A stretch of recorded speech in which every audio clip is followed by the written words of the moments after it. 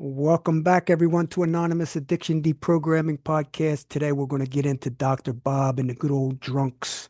I'd say drunks because actually they say it right here in the jacket. Let's see. The youngest who grew up in the Vermont of the 19th century became a hard drinking college boy, then a medical student fighting the onset of his own alcoholism, a respected physician. I don't know how respected he could have been once we get into this. Unreliable family man, yes, definitely was. And an unreliable uh, physician, definitely. And at last, a desperate, ill drunk, without hope until he met Bill W., of course. Now, I'm going to be talking about this book was written in 1980. 1980 came out, disclosed a lot of different things. I'm going to be sharing in the big book, 1939, Dr. Bob's Nightmare. I'm going to be talking about both books, and I'm going to be blending and connecting the dots and following the money from both books to kind of piece together a lot more information about Dr. Bob, the Pope, and the Flying Nun, Sister Ignatius. Sister Ignatius. Oh, wait till you hear this story. This is where the whole thing came from. This is the start of the 12 step, the religious conversion 12-step addiction recovery treatment. All started St. Thomas Hospital in Akron, Ohio. And I'm gonna really get into this.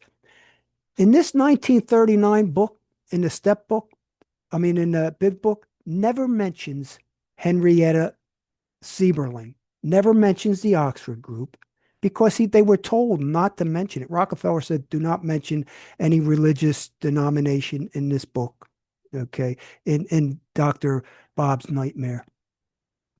Okay, so from the childhood through high school, I was more or less forced to go to church, Sunday school, and evening services.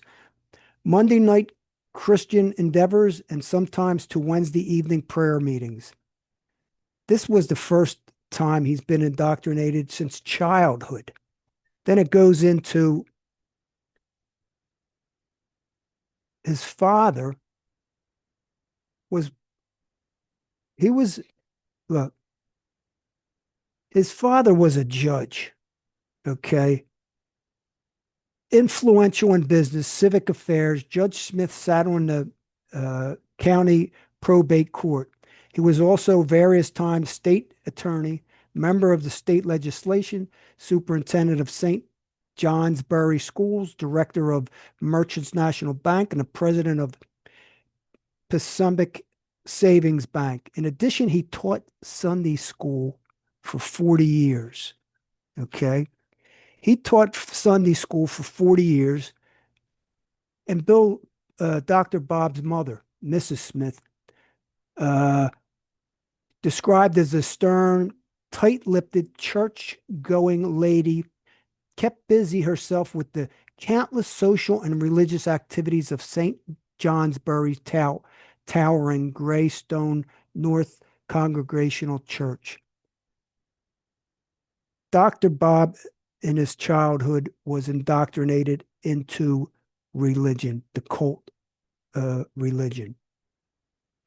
Now I'm going to continue. After high school came 4 years in one of the best colleges in the country where drinking seemed to be a major extracurriculum activity. Of course, in college, we all know that for fraternities, drinking's big. That's where it started. Okay. That's where his drinking career, they say drinking career started. The next 3 years I spent in Boston, uh, Chicago, Montreal, employed as a large manufacturing company selling railroad supplies, gas engines, and all sorts of many other items of heavy hardware. I drank as much as my purse permitted. Whenever he had money, he drank. He drank up all his profits, all his money. The next move was to take up studies of medicine. This is where he goes into college, entering one of the largest universities of the country. There I took up the business of drinking with greater earnestness than I had previously shown. His drinking even took off even more in college. Um, this went from bad to worse until uh, sophomore spring. After prolonged periods of drinking, he had to take a break, and he actually packed up and went to the South to spend a month on a large farm owned by a friend. First time, stopped drinking on his own. He did it on his own. He stopped for like a month. Okay. Then I decided that quitting school was very foolish. So he quits drinking for him on his own. Okay. Spontaneous remission. I'm going to go through it. There's probably about 5 or 6 times that he quit for long periods of time on his own. And then, yes, decided to go back and pick back up because he made a decision. I always say if it's meant to be, if it's meant to be, it's up to me and it's free. Okay. So Bob, Dr. Bob quit drinking many different times, decided to, because in Alcoholics Anonymous, they say the only requirement is for a desire to stop drinking. That's true. A desire means wanting it. So Dr. Bob, on many occasions, wanted to stop drinking for a purpose, to serve a purpose. And he did. Then he decided to drink again.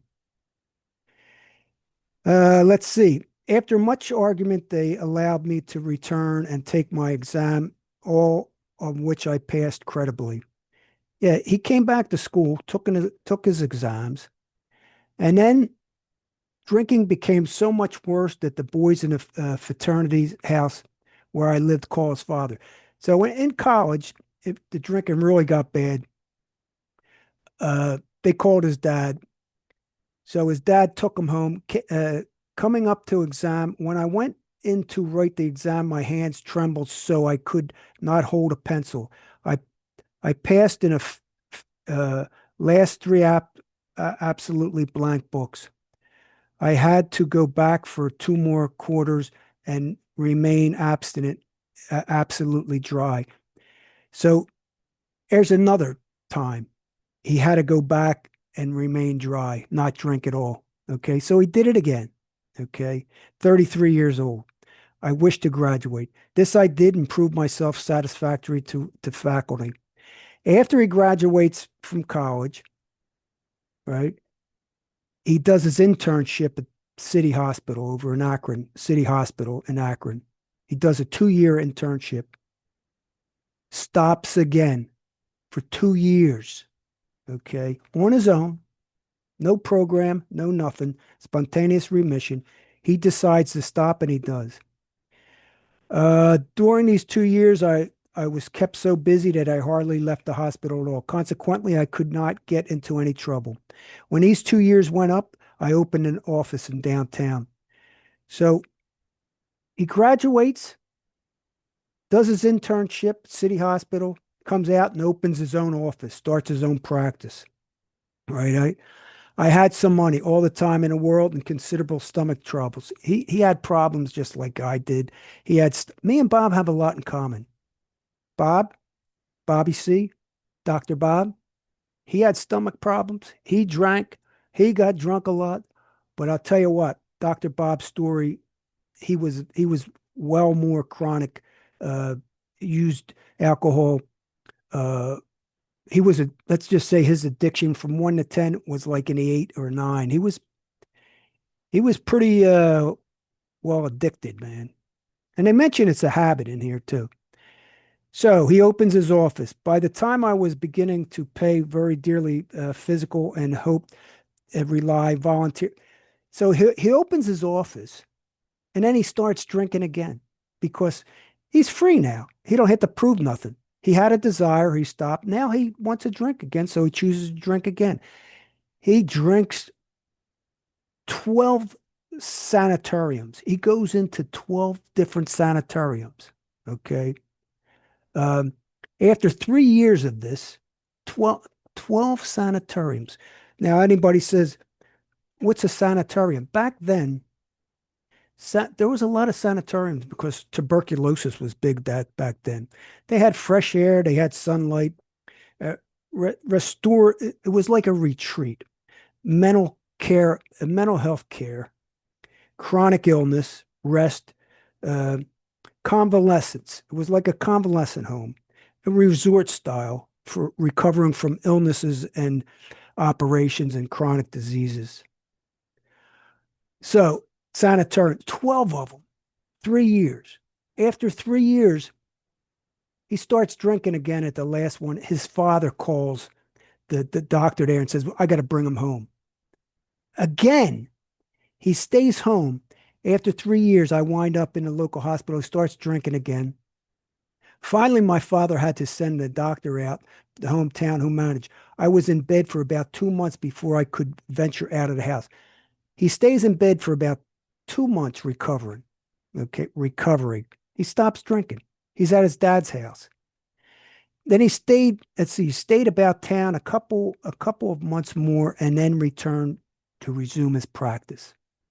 Stopped on his own. Okay. He had the old man watching out for him. All right. This he gets married. He marries 1915. He marries Anne Ripley. Okay. This is all from the big book, Dr. Bob's Nightmare. Okay. So then he comes back out. He returns and resumes his practice. And about that time, Prohibition hits. 1920, Prohibition was from 1920 to 1933. Prohibition hits, right? When the passing of the 18th Amendment, I felt quite safe. At that time, I was not aware of the almost unlimited supply the government made possible for us doctors to obtain. Neither had I any knowledge of the bootleggers. I drank with moderate at first, but then it took only relatively short time to drift back into the old habits. See, he mentioned old habits, which had wound up so devastatingly before. He gets a free pass. The government, municipal purposes, gives him a free pass. Okay. They're allowed to get as much. He ends up writing scripts. He gets people's names in the phone book and he writes scripts just to get the municipal alcohol so he can consume it. Ethics? Dr. Bob was a very unethical doctor, and I can't imagine how many people he had harmed. Okay. I'm wondering if he did his fourth and fifth or eighth and ninth, because um, I couldn't imagine how many people, how many of his patients were harmed. He was a surgeon. You know, he went to he went and got his surgery. He became a surgeon, a colorectal surgeon. Um,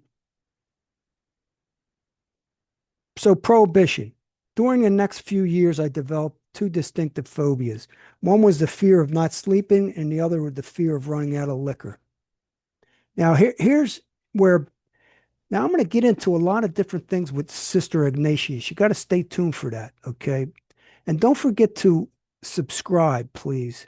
Hit the notification button, subscribe, like if you do, and comment. I want some comments.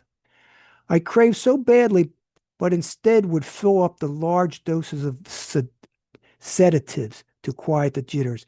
Here he starts using sedatives.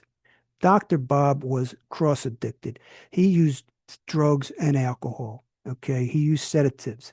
Occasionally I would yield to the morning cravings, but if I did, it would be only a few hours before I would be quite unfit for work. Quite unfit for work. I had sense enough never to go to the hospital if I had been drinking. Mm. But he used the sedatives. And hangovers, I could see him performing operations because he was a surgeon. He became a colon rectal surgeon. Okay. Now, so he gets married. He's married to Anne. If my wife was planning to go out in the afternoon, I would get a large supply of liquor and smuggle it home. I hid it in the coal bins. He was hiding stuff all over the house, all over the apartment. During the subsequent years, I had sense enough to, yeah, subsequent 15 years passed by. Okay. He's dealing with bootleggers. Bootleggers came to his house in the back steps. Bootleggers I could get it any convenience. Sometimes I would bring it in my pocket. He goes to 12 sanitariums, right? He says, I will not take space to relate all my hospital or sanitarium experiences. We don't want to hear about them. 12, 12 rehabs, which we call rehabs today. And the insurance didn't cover alcoholism. They didn't cover alcohol addiction. So he had to go in there for all different other, and we'll get into that, how they covered up the diagnosis and how eventually you could call it medical fraud, but they still do it today, where they have to um, code. They have to put special codings in there. So they circumvented the hospitals. When I say hospital, now he's in. I'm talking about when he gets into with Sister Ignatius and starts bringing in alcoholics. They circumvent the hospital's policy against treating drunks because they couldn't. They weren't paying for them. Patients were admitted with diagnoses such as acute gastritis. That's what I'm saying. Me and Dr. Bob, I had ulcers, I had gastritis, I had a lot of stomach issues and severe indigestion. Okay, so by coding that, by circumventing the hospital's policy, they got they were allowed to get into the hospital. They call it medical fraud. I call it getting around the system, which they do today. And the fraud that went on and still goes on today in all the sober living and halfway houses and the sober and all the 12-step rehabs. Unbelievable fraud going constantly. After you would think people go 15 rehabs, five sober living houses, 10 halfway houses, countless amounts of different types of on and off different types of prescription medications. It's crazy. Now he mentions it again.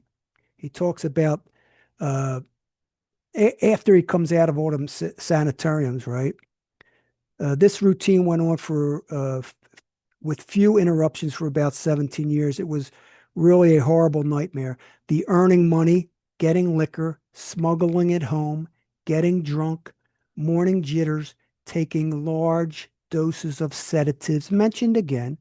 This is the second page, mentions sedatives again to make it possible for me to earn more money. Now, how was he earning money? He was a physician, okay? He was a doctor.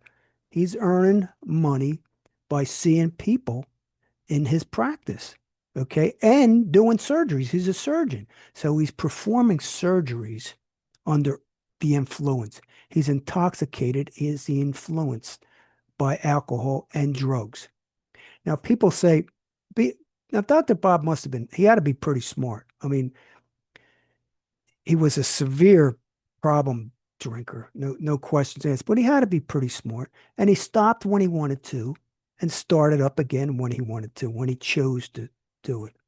Then he went on this beer experiment. Okay. So he convinces Annie, I'm going to try this. I'm going to try this beer experiment. I'm going to just use beer, you know. So he fills his cellar up with permission of his good wife. Of course, Annie would do anything if Dr. Bob's going to try something to alleviate his chronic alcohol use. So she says, yeah, well, look, he's going to try the beer experiment. And he filled the cellar up with the permission of his good wife.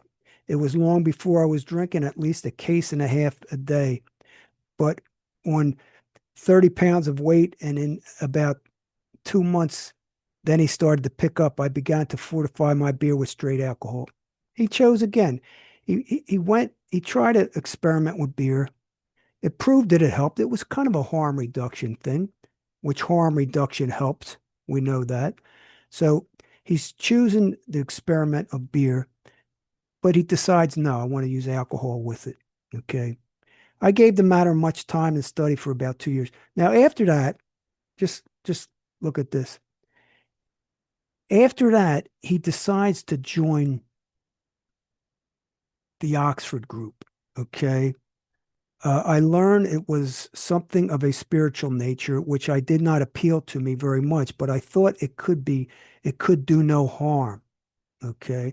I gave the matter much time and studied for about 2.5 years. He was in the Oxford group 2.5 years, the same time, matter of fact, probably a half a year before Bill and Lois was in the Oxford group. They were in the Oxford group in New York. Bob was in the Oxford group in Akron. And who was they will not mention Henrietta Sieberling. Who was in charge of the Oxford group in Akron was Henrietta Sieberling. Okay. But she was not mentioned. After this time, a lady called up my wife on a Saturday. The lady was Henrietta Sieberling of the Oxford group. She wanted me to come over the evening to meet a friend of hers who might help her. The friend was Bill W. When Bill W. was in Akron, he calls up the Oxford group. Henrietta Sieberling answers, and she says, I have a prospect for you. Come over and let's meet him. So this is when Bob and Bill first meet. We entered her house at exactly 5, and it was 11:15 when we left. They had a big conversation. He meets Bill. He kind of he stays sober. I had a couple of short talks with the man. This dry spell lasted for about 3 weeks. Again, decides to quit. He meets Bill, decides to quit for 3 weeks. Then he goes to Atlantic City and chooses to drink again. Okay. He goes into Atlantic City and he just goes on a tear, man. Drank all the scotch they had on the train, bought several quarts on the way home, went to his hotel, got wasted. Uh, I drank all the damn booze in the bar. I brought some more liquor on the way home to the depot. I had to wait sometimes for the train. And then he had a blackout. He didn't remember anything. And he came home and got home and he got in bed and had a few drinks. This is when Bill gives him a couple drinks before he has to do surgery because he wanted to prevent delirium tremors and stop the jitters. He did his last surgery.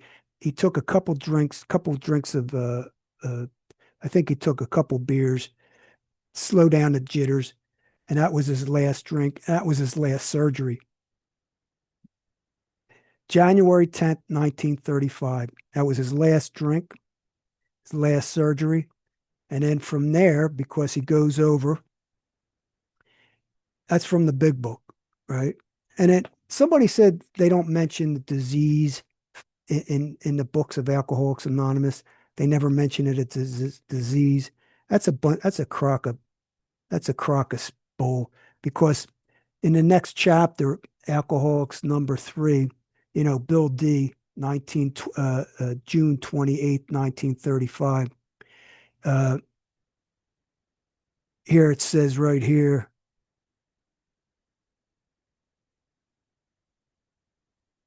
It says here, like you have been in the past 6 months, you are an alcoholic. This is Bill and Bob talking to Bill D. As far as I know, that we are the first. As far as I know, that was the first time I had ever paid attention to that word. I figured I was just a drunk. And they said, no, you have a disease. This is Bill and Bob talking to Bill D. And it doesn't make any difference how long you do without it. After a drink or two, you'll end up just like you are now. And then it mentions a cure. It says he explained that he and the man from New York, Dr. Bob and Bill W., had a cure for alcoholism. And where did they get that cure? They were told to push that cure by who? By Silkworth. Silkworth told them to push the cure. Let's see here. Yeah, 2 or 3 days program. Okay, let's get back. Okay, from there, I want to start talking about Bob gets in.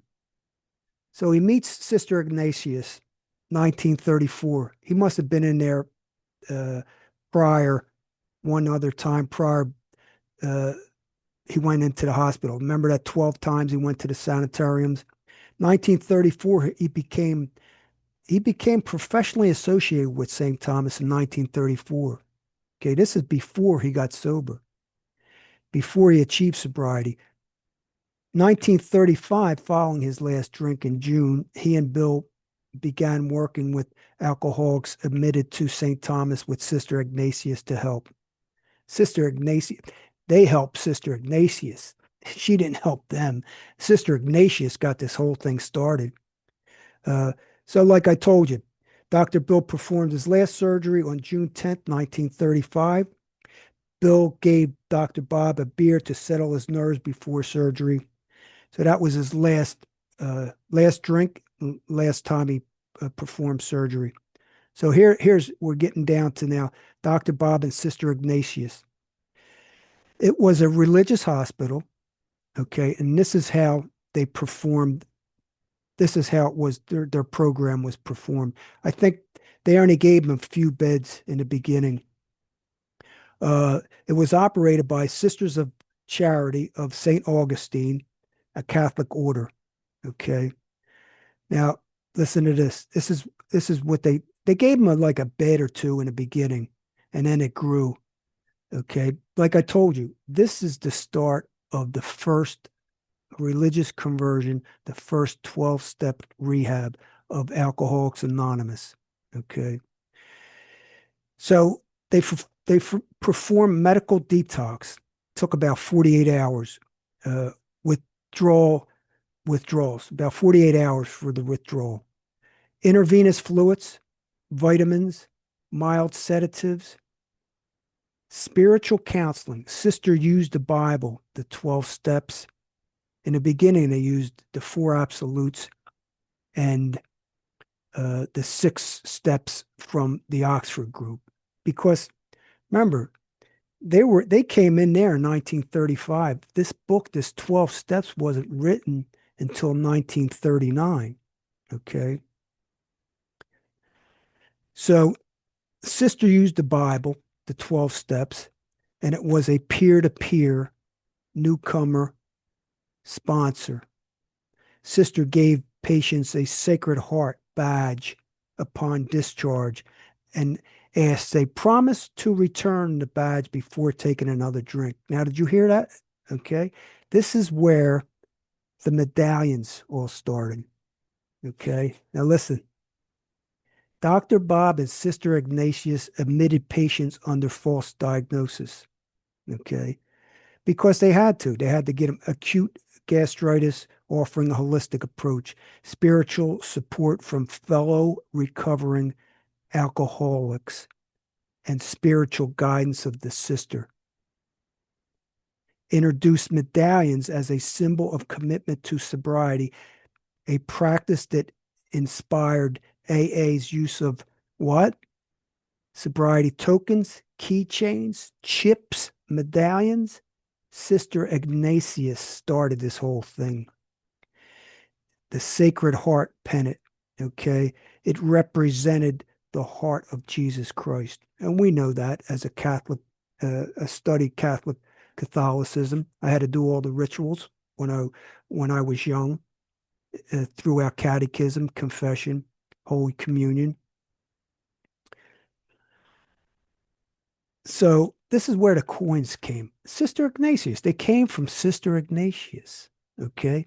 So here's a Catholic church, right? Look, here's Sister Ignatius, the Catholic Church. They're they're doing medical fraud, coding and for the insurance. Of course, they have to get the people in. Now listen to this here. Following the report, Sister Ignatius and Dr. Bob began to set up a definite program for the care of alcoholic patients.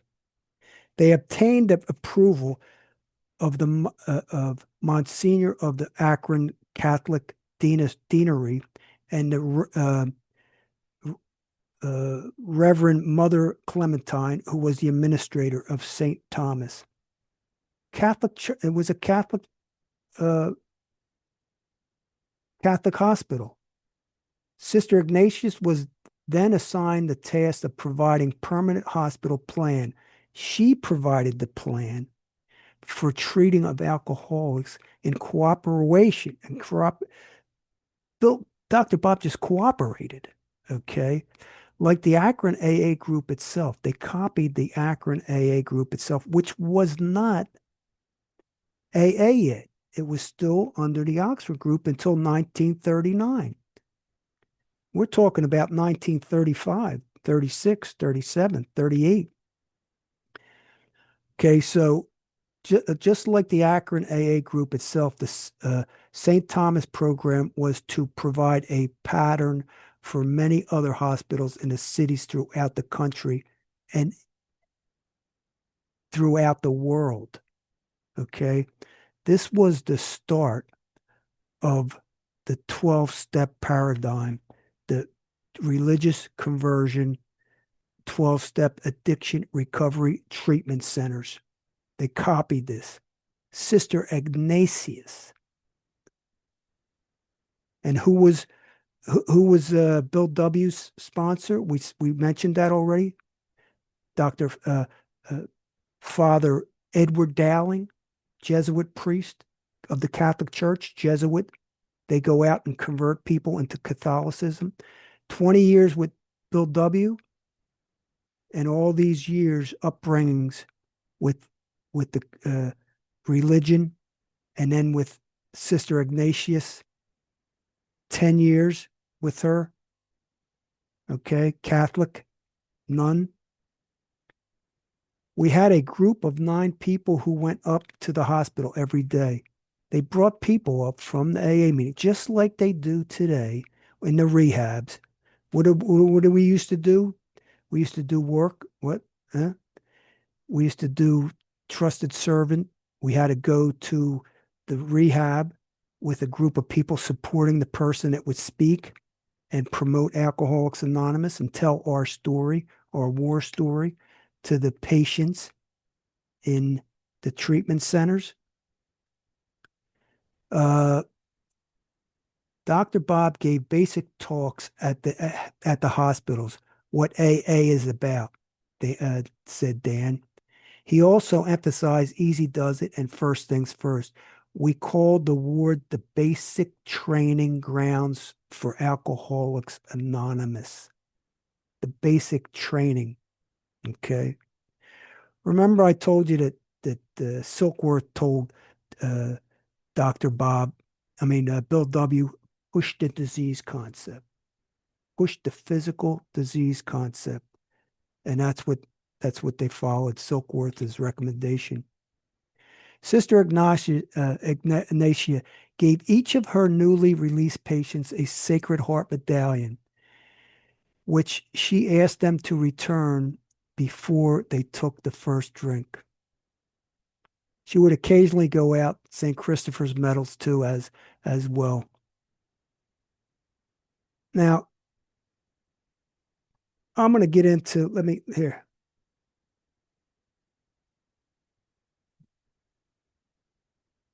the detoxes. We talked about that.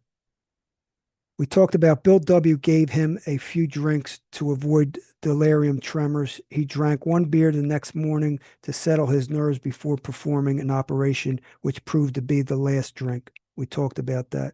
Now, remember when I tell you that Dr. Bob was a rectal colon surgeon, he was a proctologist, okay?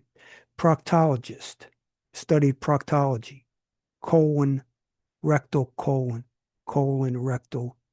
They didn't have colonoscopies back then.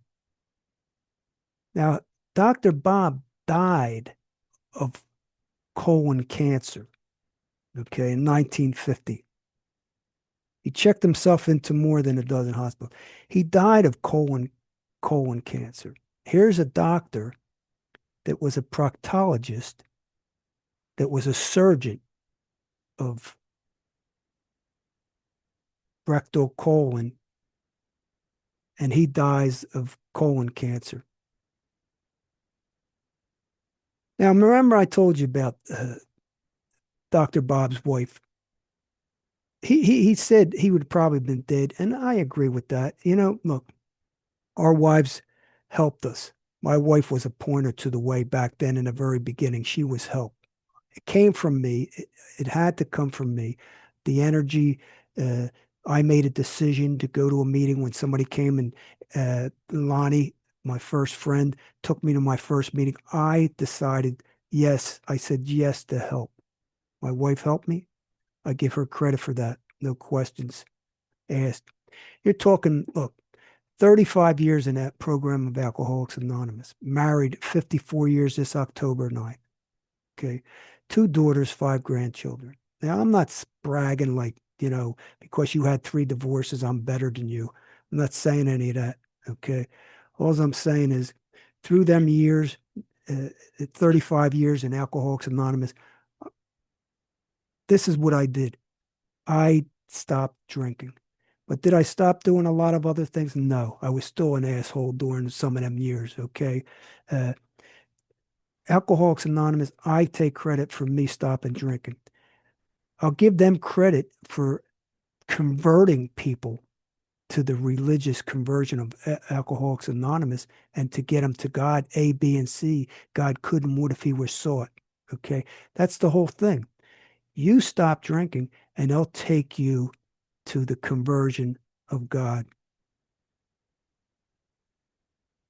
Now, I'm going to get into this a little bit. 1980. So remember, they didn't talk about Henrietta Sieberling. They wouldn't mention her in Big Book. Okay. So his childhood.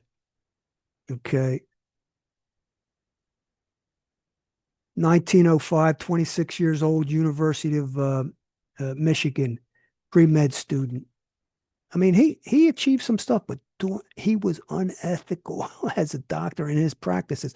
I don't. I think he was drunk more than he was sober. Really, I think he was drunk more than he practiced medicine. Okay, he took so many damn breaks, and he stopped on his own so many times that it's proof. 1910, 31 years ago, did his internship at City Hospital. Okay, he stopped for 2 years then. Okay. 1912, after 2 years of internship, 33 years old, opens his own practice, starts again, makes a decision to start drinking again. Marries Annie, marries Ann Ripley in 1915. Dr. Bob brought his bride back to Akron and a house on the corner of 855 Ardmore Avenue. And who paid that off? I'm going to get into it when I talk about Frank Amos because Rockefeller paid off that house for him. And he bought him a car, took care of his secretaries because they didn't want to. I'll get into that a little bit. If you stay tuned with me, stay with me for another 10 minutes, and I'm going to get into some other heavy stuff. Here's Annie. Here's what Annie looked like. This is Annie Ripley. That's Dr. Bob's wife. Okay.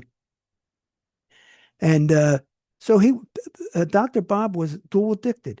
He was addicted to alcohol and drugs, and he wasn't a recreational user. Okay, Dr. Bob did not use sedative pills. I'll have to look up exactly what type of sedatives he used, but sedative pills and alcohol recreational.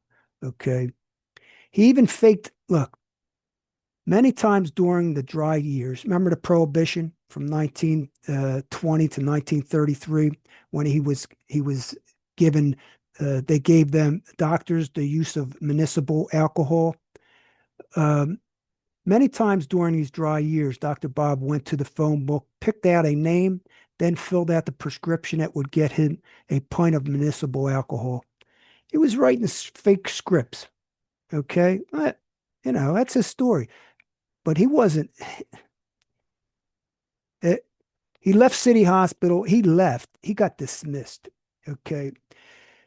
They knew he was drinking. He'd go in, he'd have the jitters, he'd take his sedatives.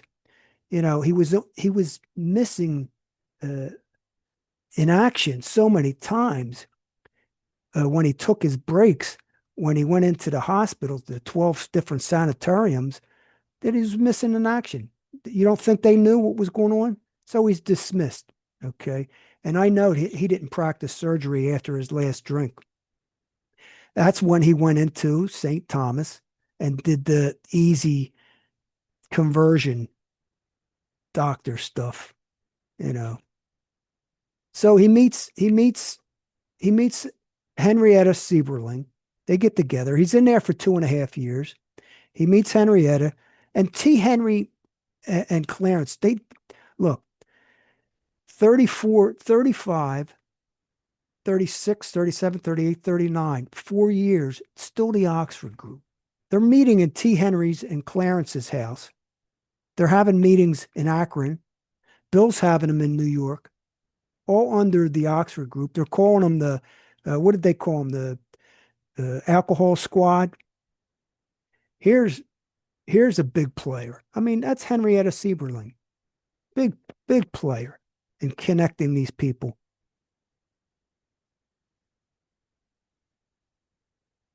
And here's where I said Dr. Silkworth had urged Bill to hammer the home the physical aspect of the disease. Right here, right here.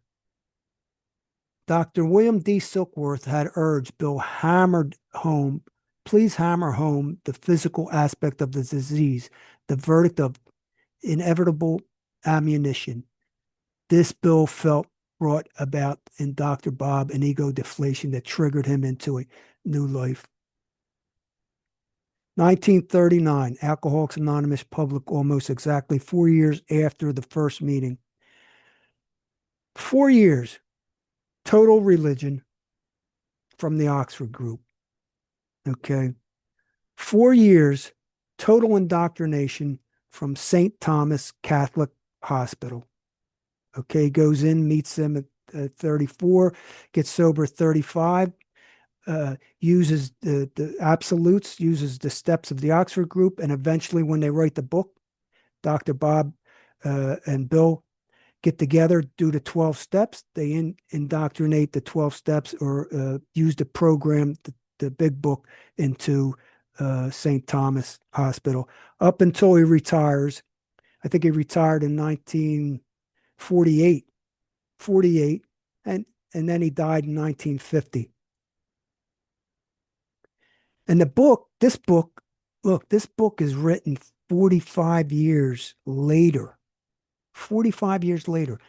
And who got the royalties of this book and who wrote this big book? I mean, this book. Okay. Here's who got the royalties.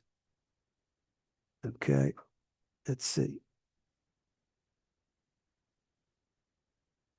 Where in the heck did I put it at? The royalties here went to AA. All the royalties from this book and others went to General Service Inc., went to the corporation. Dr. Bob didn't get a penny.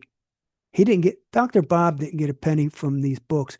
Bill W. made a deal with Rockefeller, and he got like from 3 books, he got the royalties. He made millions, and so did Lois, and so did his fiance, his girlfriend, Bill W.'s girlfriend.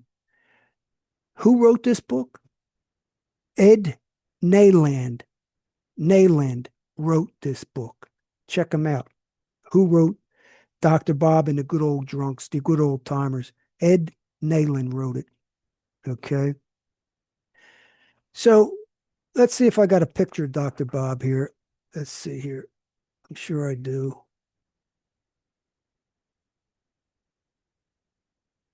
There it is here. Oh, I'll get into Frank Amos real quick. There's Dr. Bob.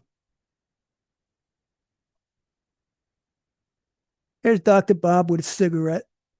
Yeah, Rockefeller paid for his car, paid off his car, paid off his house. Remember I talk about Frank Amos? Frank Amos is mentioned in here several times because Frank Amos, really, Dr. Bob, Frank Rockefeller sent Frank Amos to the Akron groups where Dr. Bob was the leader. Okay, that's where Frank Amos did the Frank Amos report, the Amos report, and sent it back to Rockefeller to see how legit this was, see if Rockefeller really wanted to, hijack it, take it over. Frank Amos, look, Rockefeller paid Bill and Bob for 2 year period. The first 2 years gave him a stifle, both of them. Paid off Dr. Bob's house. This thing did not become uh, self-supporting until 1960. Rockefeller had to pay all kinds of money. Before then, just think about when Bill and Hank Perkhorst, sold the shares to the members because all they did was want to make money on books. They wanted to make money on hospitals, retreats. They wanted all kinds of stuff, make money. So they sold the members stocks. That if Rockefeller did not come back and buy all those shares back, it took like a year to get the last share. If he didn't do that, there wouldn't even have been a program of Alcoholics Anonymous. Rockefeller took it over, created it, designed it, and bailed them out so many times. It's pathetic. Yeah, Frank Amos. Um, Although I think a sum around 5,000 a year for 2 years should be available to help make up his loss. Talking about Dr. Bob's loss of practice, pay his secretaries, meet expenses, and pay for a car that he had to get around. Mr. Rockefeller decided they were going to give him 50,000, but he said no. He gave him 5,000, paid off his mortgage, took care of him for a while. Let's see what else we got here. I don't know. That's about it, really. Yeah, 1943 officially became a member of the active staff of St. Thomas. That's where he stayed for the 10 years. Uh, really involved 1935 to 1948 when he retired. Let's see here. Judge Smith, we talked about his dad. Yeah, it's a pure religious conversion. Uh, circumvented, circumvented the hospital policies. Amos suggested gave secretary car. 3,000 went to pay off his house, Dr. Bob's house. This all happened during the Great Depression. The Great Depression was 1929 to 1939. Well, 39 is when the big book started. That's when Rockefeller really pushed it. You know, uh, Rockefeller donated money to Silkworth, Towns Hospital. Towns Hospital, Charles Towns gave money to Bill to help write the book. Prohibition was from 1920 to 1933. So the Great Depression was to 39 and the Prohibition was to 33. This whole thing started in 1934, 1935. Okay. So everything was starting to wind down. 1939, the big book's written. And yeah, so that's about it. That's all I'm going to do today. I'm going to be doing a 10 step. Stay tuned for that, please. And please don't forget to subscribe, notify, like if you do, comment, please. I'm going to be doing step 10 next. That's going to be heavy, deep in step 10. I'm going to get into it really heavy. So stay tuned. So we'll talk to you later. Bye bye.